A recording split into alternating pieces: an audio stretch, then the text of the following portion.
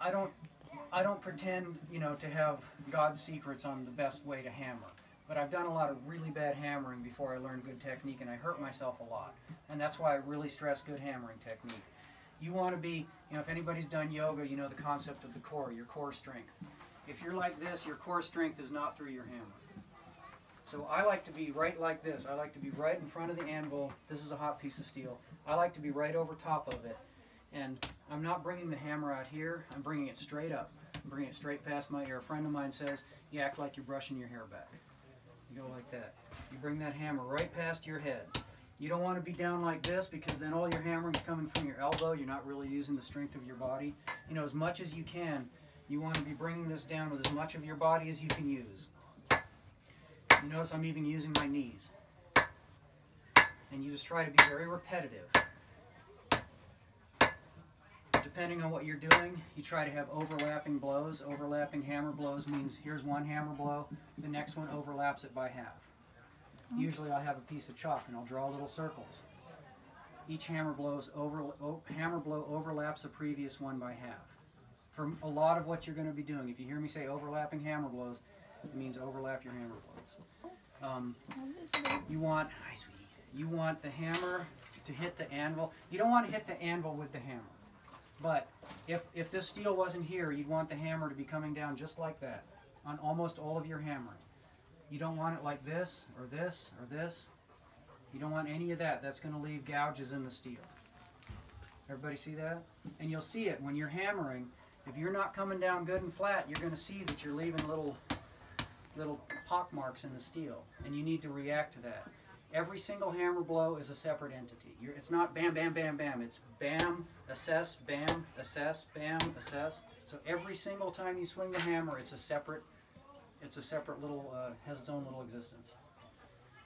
And, you know, again, that's about all I can say. I cooled down. I'm not going to hit it at the end. I'm going to hit it right here. The first thing I'm doing, look at the way I'm lifting and dropping the hammer. Overlapping hammer blows. I'm getting a nice flat spot. I'm turning it 90 degrees. Not 180 degrees, not 70 degrees, 90 degrees. I'm going down the other way. Trying to hit right on the edge there. I'm not hitting as hard every single time. I'm trying to overlap my blows. And when it gets to about this color right here, I'm going to stop. And all I'm going to do now is straighten it. See, it's got a bend right there. The easiest way to straighten a bend is to put the high part up, supported both sides. So I wouldn't do this and try to bang that down. I'll put it like this, very gently tap.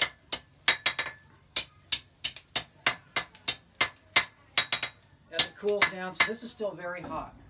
See, we had a young man got a second-degree burn yesterday because he was working out here, but he touched it about right here. And he got a second-degree burn. So, you know, you got to remember, it doesn't look like it's hot, but it is. Any piece of steel in here, if you don't know for sure it's hot, that it's cool, touch it like this first. If you touch it like this and it's hot, you're going to burn the pads of your fingers and you'll be done with the class. If you touch it like this, you burn the back of your fingers and you say some dirty words and you go to hell, but at least you haven't burned your fingers. The pads of your fingers. Okay, now I'm coming back into the forge. So, the squishing work, okay, now we need to crank that again. Whoever wants to take a turn on that. The squishing part where I'm actually changing the dimensions of the steel, I'm doing that at the orange hot down into the bright red hot. Once it gets down in there, I'm backing off a little bit. Again, with the mild steel, you can get away with it. You can push it a little bit into even the dull red, and you'll still keep moving. Not the greatest idea, and it's tougher on the tools because you think about it, that metal is harder. At the lower heat, it's harder. And so you're banging that harder metal against your anvil. It means you're going to be denting your anvil. So you see a lot of old anvils, you see have these big kind of sways in them, big dips in them. And my opinion is that's because people were working metal that's too cold for too long, hitting it too hard. They actually wind up denting their tools. It's tough on your arms, it's tough on the hammer, it's tough on the anvil. If this was high carbon steel and we were making a knife, I would not hit it when it's in that dull red. I just wouldn't do it because you can make a beautiful knife. And let's say you worked it too cold at one point or you got it a little bit too hot at one point. With high carbon steel, when you burn it, if you throw one little spark off it, if I throw one little spark off what's going to be the blade of a knife, I cut it off and I start again. You might still be able to make a beautiful piece of metal out of it, a beautiful knife out of it, but 3 years later you're whittling and a chunk pops out because you've been introduced a weakness into it.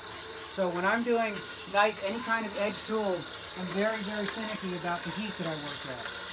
It's not, that would be hot enough if I just want to do some bending or twisting, but for changing the dimension of the steel, it's not quite hot enough.